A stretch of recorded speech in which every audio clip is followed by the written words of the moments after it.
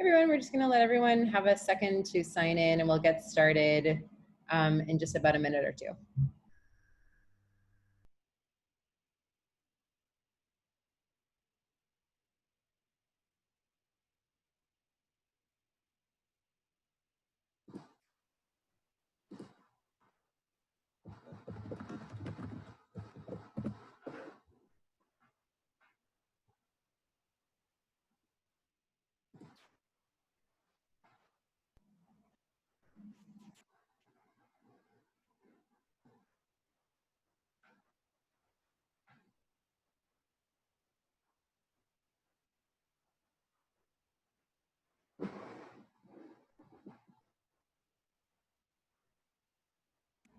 I think I'll wait just another minute or so. I still see the number of attendees clicking up, so we'll just give everyone a minute or so to get settled, and then we'll get started right away.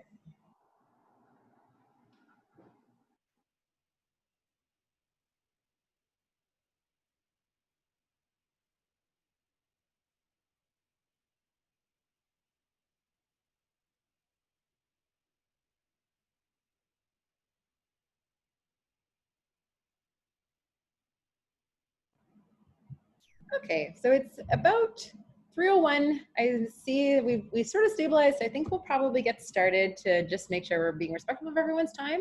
So thank you all so much for coming today to join our webinar where we're going to be chatting about our recent report, Spotlight on Integrity, which is about the state of science in British Columbia and the British Columbia government. For those of you who don't know me, my name is Kimberly Gerling. I am the Interim Executive Director of Evidence for Democracy, a nonprofit organization based here in Ottawa. So I'm really excited to have you here today. The person delivering the webinar today will be Thage Heer, who is our Senior Research Associate here at E4D. He was the lead author on the report, and I'm super excited to have him here walking through the report with you and letting you answer any of your questions you might have about the report, as well as our work on scientific integrity. But before we get started, just a couple of housekeeping notes.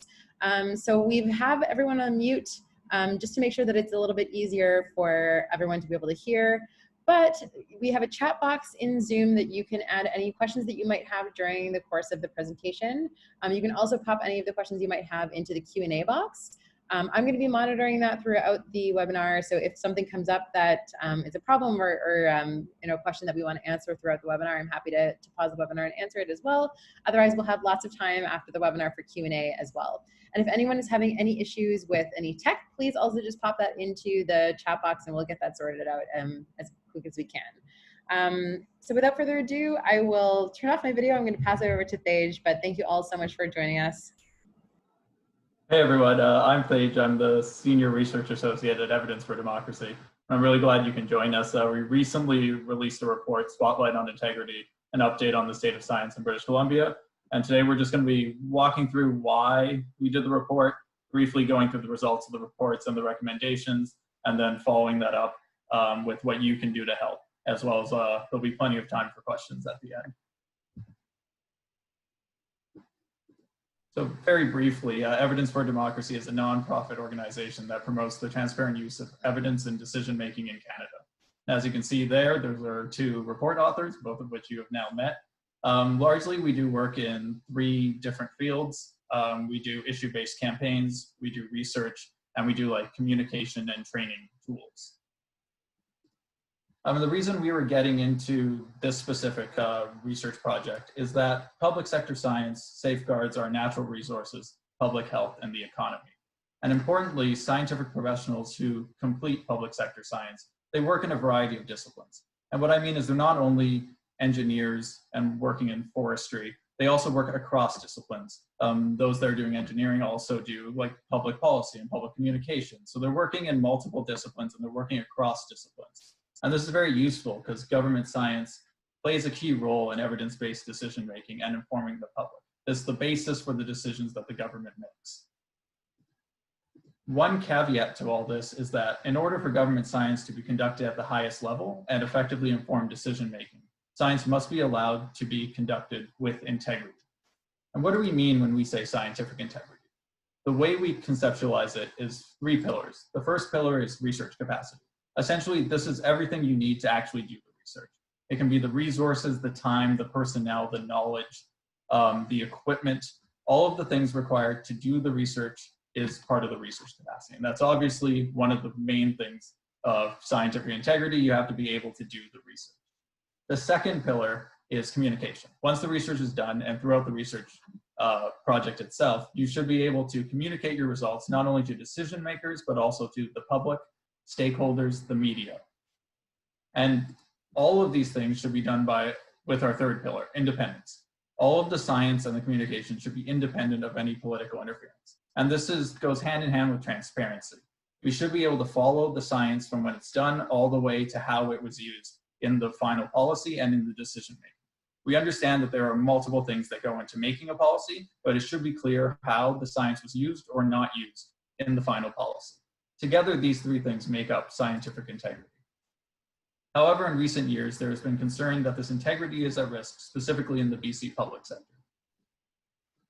In 2017, E4D and PEA released a previous report called Oversight at Risk, and it's a very similar report where we sent a survey out to the PEA members. The PEA is the union that represents scientific professionals in British Columbia, or one of the unions. And what we found was that across all three pillars, there were concerns about the state of scientific integrity. There wasn't enough research capacity. There were concerns about the ability to communicate the science, and as well about the independence of the science itself. And as a result of this report, in 2018, there was a review of the professional reliance model. Essentially, when the government cannot do work internally, it hires external professionals. And there were concerns that this model was lacking oversight, and that there were concerns that we weren't able to actually provide the oversight needed to the research done by these external professionals. So this 2018 review was done by Haddock, who provided, I believe, 121 recommendations. And to address some of these recommendations, there was the passage of Bill 49, as well as the creation of the Professional Reliance Task Force to sort of further along these solutions to fix the problems regarding professional reliance. Additionally, on the federal level, there was the creation of scientific integrity policies. The departments that require scientific integrity policies put them in place by the end of 2018. And these are useful because they can act as a model for any provincial scientific integrity policies. They're very easy to adapt to different departments, and we can see how they're working at the federal level. So this all led to our current survey. Our current survey was to see if any progress had been made since 2017, as well as to update what the current perceptions of scientific integrity are in the public sector. And to do that, we sent a survey out to all the PEA members with 323 members responding. That's around a 26% response rate. And just to give an overview of the type of demographics that we got from the results, they were from 10 ministries, most commonly the forest, lands, natural resources, and rural development, 58%. And this is representative of the PEA membership, which is around 60% from that one ministry. So our results are representative of the larger PEA membership at large. One thing we see is that we had a good variety of the experience in the BC provincial government in the current role or another role. We see that there's pretty much a split, 49% for less than 10 years and 51% for larger than 10 years. And now we're going to go through the results based on the three pillars that we previously identified. The first question that we're going to look into was answering whether or not the ministries can complete their mandate. So we asked survey respondents to agree or disagree with the statement, my ministry has enough resources and personnel to effectively complete its mandate. And as we see from this graph, 48% somewhat or strongly agreed. So almost half of the respondents claimed that the ministry did not have enough resources and personnel to effectively complete its mandate. And we did have a follow-up question asking if the ministry had a clear mandate. And overwhelmingly, the survey respondents said that they did have a clear mandate. So they know what the mandate of the ministry is, but they don't have the resources and personnel to effectively complete it, or 48% feel that they don't. So we directly asked, how has research capacity and applied science changed in the branch or division since 2017? So over the past 3 years, have we seen a change based on all of those, all of the progress that had been made? And what we see here is pretty much a split trend, maybe slightly leaning towards reduction. 38% said that there was a modest reduction, with less saying increase and less saying no change at all. And what we were hoping for was a trend to increase, obviously. So it's hard to see any sort of trend in this data, which is a problem in itself. We were hoping that since 2017, we would have seen an increase of applied science or research capacity, but we're not seeing that at the levels that we hope, which is obviously worrying. And why had this not happened yet? So we asked follow-up questions and also had room for comments on why they think that this research capacity has not been increased. Most of the challenges that people highlighted were related to hiring policies.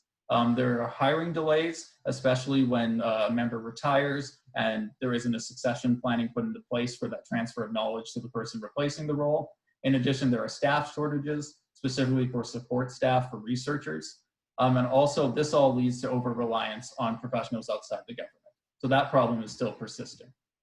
One quote was that salary levels are well below the North American average for a position, and it's hard to attract new hires and retain good talent. And this was a comment we saw often, that if it's not a competitive wage, then it gets harder to fill in those hiring delays and also get people that can do the job very well. So now we're going to move on to the second pillar, which is communication. And there's some good news here.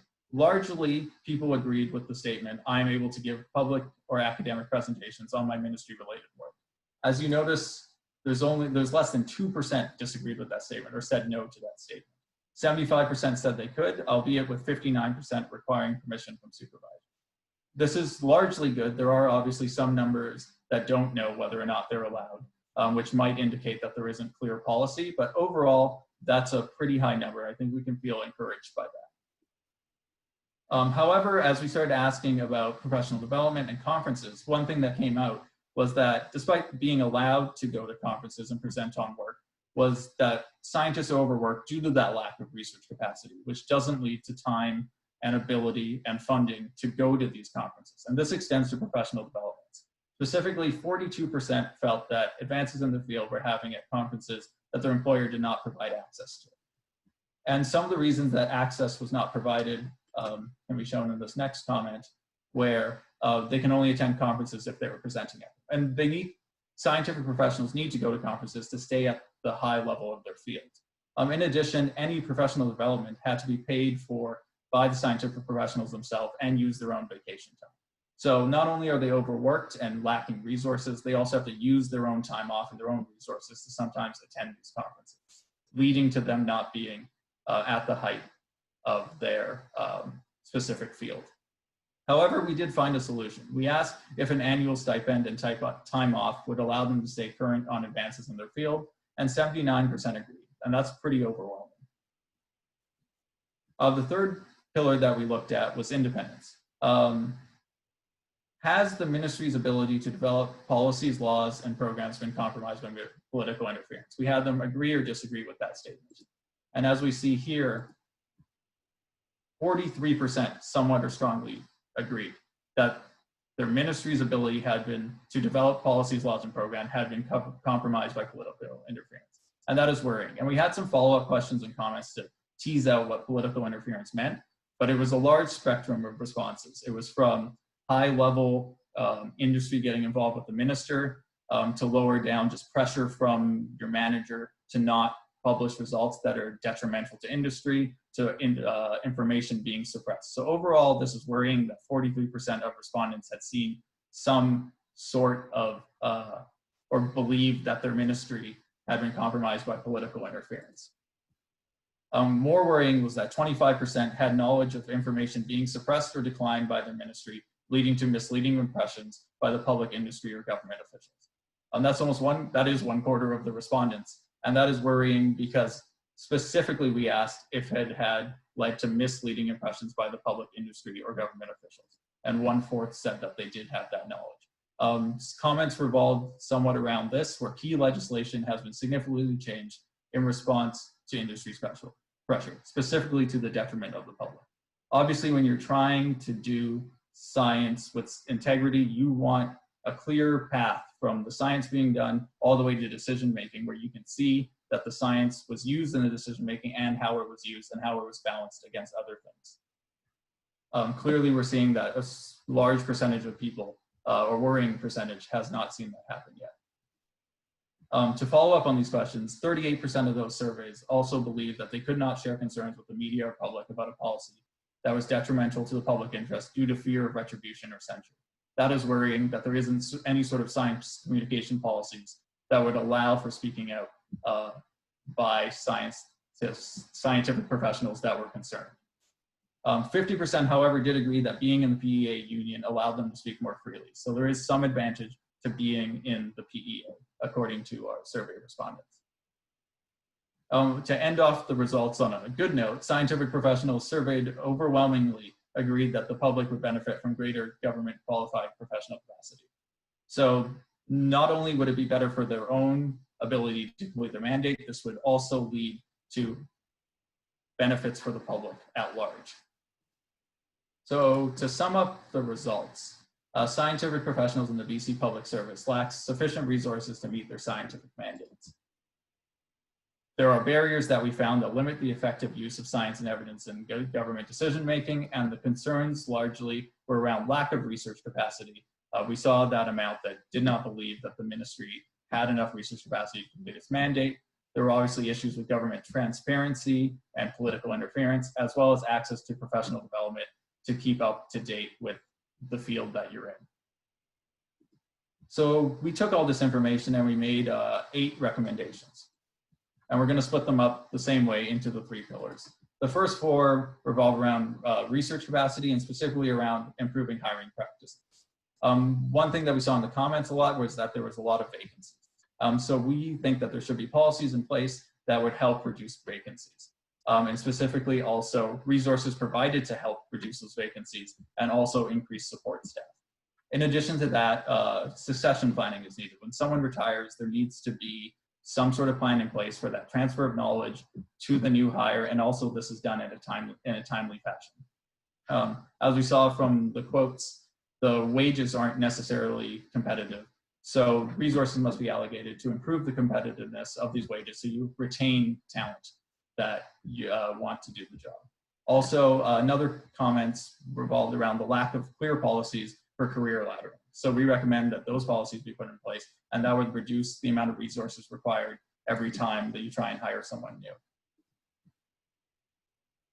For communication, we, based on that one question, decided to recommend that time off and funding for professional development and conferences. This will allow scientists, scientific professionals to maintain working at the highest level possible. In addition, we saw that some people were not clear on when they were allowed to speak to the public or when they were allowed to speak to the media. And so a set of clear SciComm policies would allow scientific professionals to not be confused over when they are allowed to speak and when they are not allowed to speak. Finally, to deal with independence, we recommend that the province adapts the federal scientific and policies that I mentioned earlier, the model integrity policies, to a provincial context. And this would help with transparency, and it would also help with scientific independence. On top of that, the ongoing problem that has been identified before is that there needs to be increased oversight of external professionals. So we believe that more guidance and more policies are required to make that happen. So these are the 8 recommendations that we made. But what can we do now? We have the results and the recommendations, but we need to connect that to decision makers, especially in the context of the reopening that is occurring in British Columbia. Sometimes when there is a lot of spending, there will be cuts that follow. And as things progress, we need to make sure that science is prioritized and supported. We saw how important science advice was in BC's response to COVID, and we are trying to say that that science needs to be supported and prioritized going forward.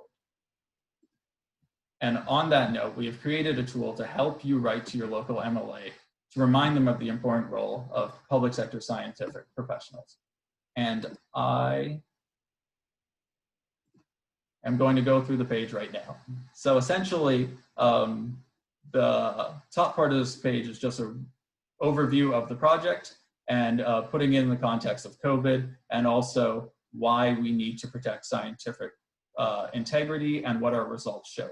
The part at the bottom here is really easy to use. You can just type in your name and your postal code. As an example, I used a postal code of Vancouver City Hall.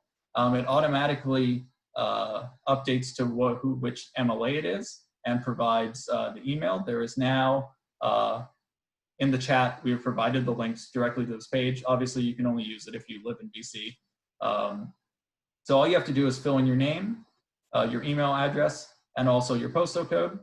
And there's a nice email written out for you where it goes over that pretty much what I went over, where that with COVID and the reopening occurring and our research together, we need to prioritize science going forward, and we're reminding the MLA that the public wants scientific integrity to be protected.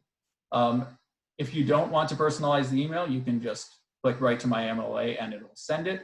If you have some personal experiences you want to throw in there, this is an editable email. You can make it as personal as little or as you want. So I'm just going to click this and it'll give you a confirmation that your email has been sent. It'll also be sent to your email, and it lets you share this research with the campaign and with your community, and as well as our campaign and the report. We also created these social media graphics that you can share on social media. You can also share the report that is now out, and we also provided an op-ed in the Vancouver Sun, which you can share just to get the message out. And all of this will do is remind our MLAs that scientific integrity is important and that the public wants scientific integrity to be protected going forward, and that scientific integrity is currently at risk. So we'd like to thank the PEA for their support and collaboration, as well as all the PEA members that responded to the survey. My email address is right there. Our website is there, as well as our Twitter handle. And now we'll take any questions. I see some questions in the... Thanks, Sage. So yeah, before we get into the questions, I just want to remind people that there's two ways you can ask questions. So we already see a couple in the Q&A box, which you can definitely use, or you can pop them into the chat as well. But there already are a few questions, so maybe I'll get started. So the first question is probably going to be a little tricky to answer because of the privacy and consent issues around the folks who participated in the survey. But the question was, what are some of the examples of what legislation was compromised? And maybe, Thage, you can answer that by sort of giving some examples of what they were talking about when they meant compromise legislation. Yeah, I can't give specific examples because we said to the survey respondents that we keep them anonymous, but they did provide specific examples. But mostly the stories revolved around industry pressure changing the final result of the policy. I'm sorry, I can't get any more specific than that because we don't want the people who responded to get in trouble. Yeah. This is also a really great question. This person is wondering if you can provide an example of the job titles and responsibilities of the participants in the survey, and how are these different than an academic scientist, other than the employers, the government? For some, it isn't any different, but mostly they're forestry, agricologists. I think I missed. Agricologists. Yeah, there it is. They're professionals, and they have professional accreditations. So they do research, but they both do science and are part of professional accreditations. I keep mispronouncing that word, I feel like. So the thing is that we went through the PEA, and that's how they preferred to be referred to, the scientific professionals. But the actual day-to-day would depend on the actual job you're doing. There's also engineers in there. So the way they see themselves, they don't specifically consider themselves just scientists, but because they have those extra accreditations, they are scientific professionals. Yeah, you can also see in the report a breakdown of all of the different jobs or the different ministries that folks worked in.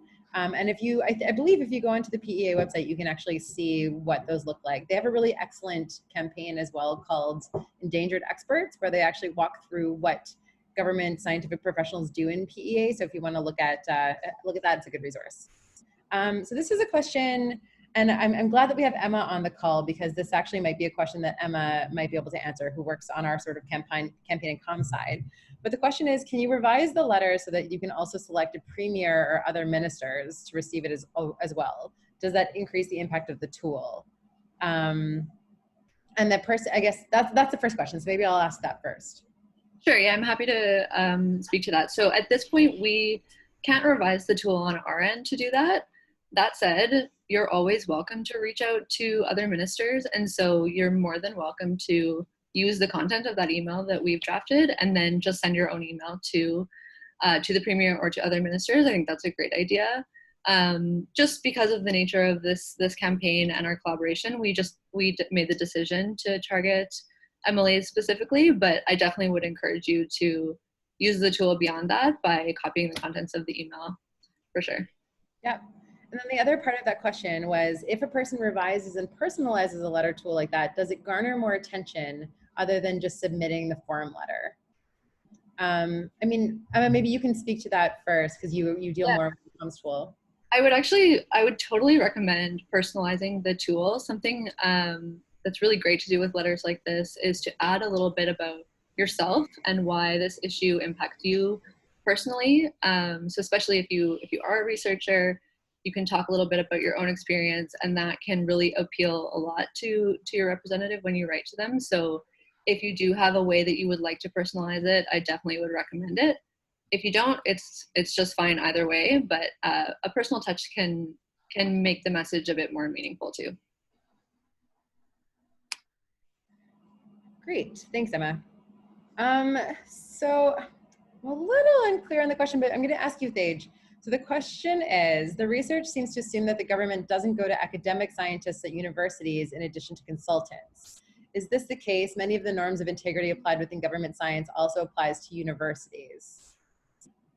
I can't speak to every single situation, but largely the problems that we saw with the comments and the feedback from the PEA was with the external professionals that are usually consultants.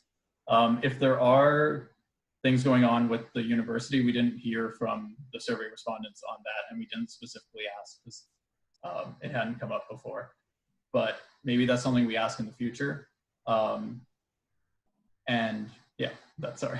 Yeah, and I think too, like, I mean, one of the things that came out of the study is that it's the conversation wasn't about, you know, where science advice is coming from necessarily. It was about contracting scientific professionals to actually do the work when there weren't the capacity to actually do the work inside of the government. So it's a little bit different, where it's not about, you know, pulling advice from universities. It was more about, you know, external professionals. But yeah, we didn't look at how the advice is actually coming from universities.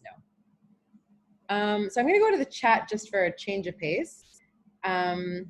The question was, and I can probably answer this question, but I'll pass it to you also, Thage. The question is, have you done the study in other provinces and why British Columbia? So to give you a bit of a context, so we had been doing this work with British Columbia because they had actually, you know, shown some interest in exploring this work a couple of years ago.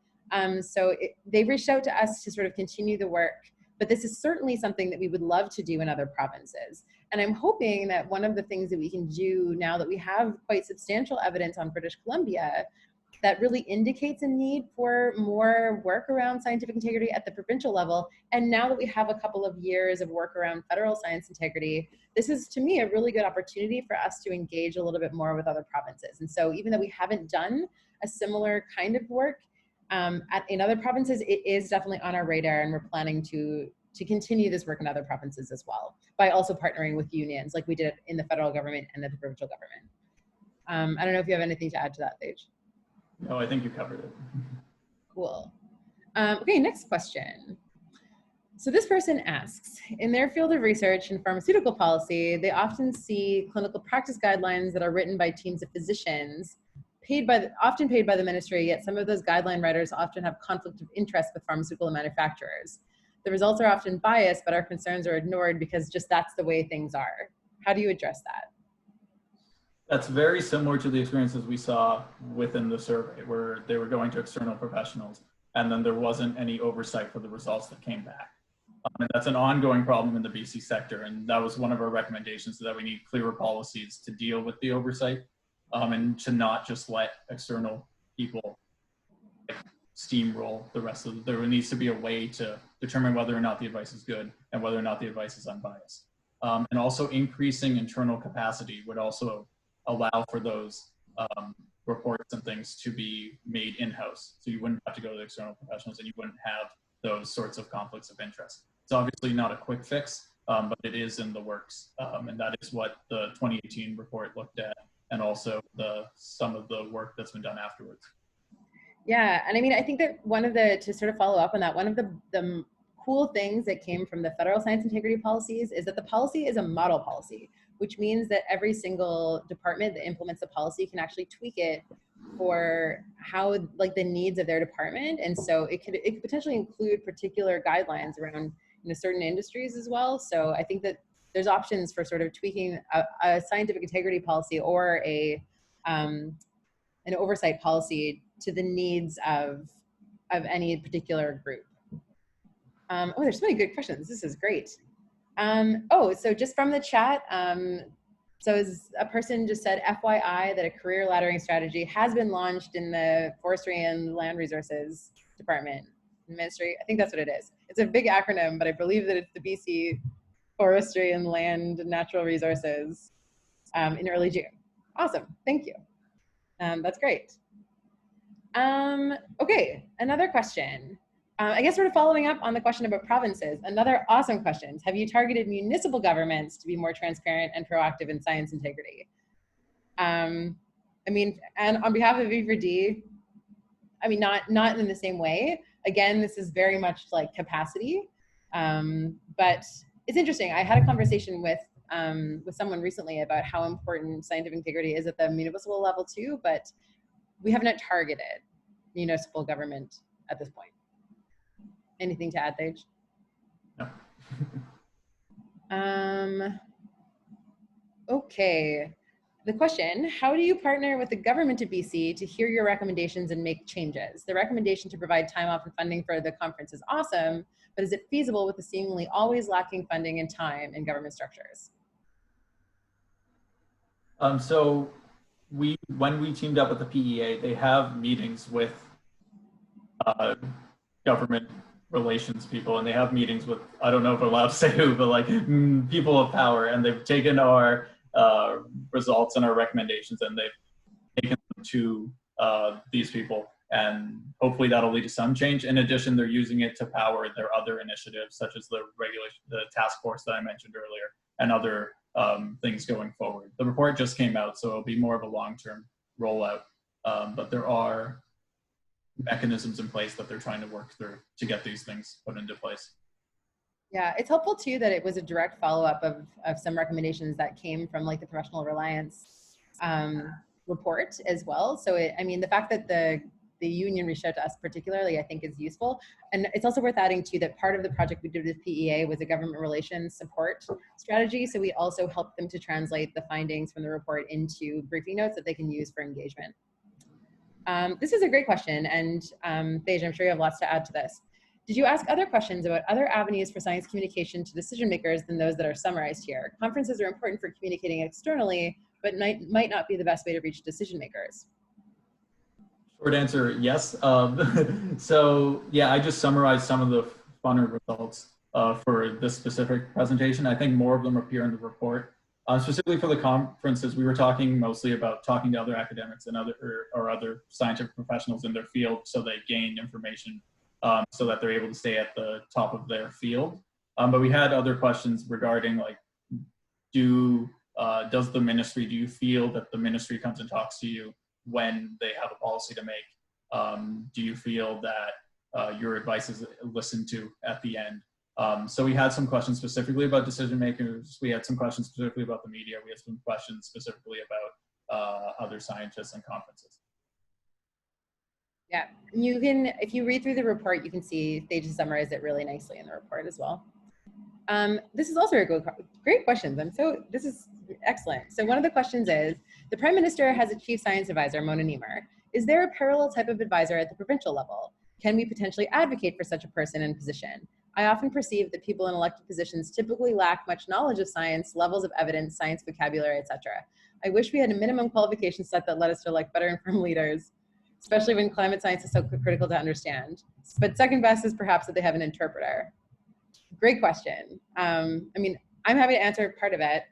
So some provinces do and some provinces don't. So Quebec, for example, has a chief scientist that has been in place for a long time. Ontario did at one point, but then when the Ford government was elected, they cut that position. And we have advocated for that position in the past. In other provinces, the person who sort of acts in that position can vary. There are people like Bonnie Henry in BC, who is a public health advocate, but isn't a science advisor per se. So yes, short answer is that sometimes, yes, it exists. And can we advocate for it? Absolutely, yes. And it's something that we as E4D have done. We still have, I suppose it would be still an active campaign positioning for a chief scientist to be re-implemented in BC, but yes, I absolutely agree. And science advice has been something that we work on quite a lot. Sage, anything else to add there? No, that was good.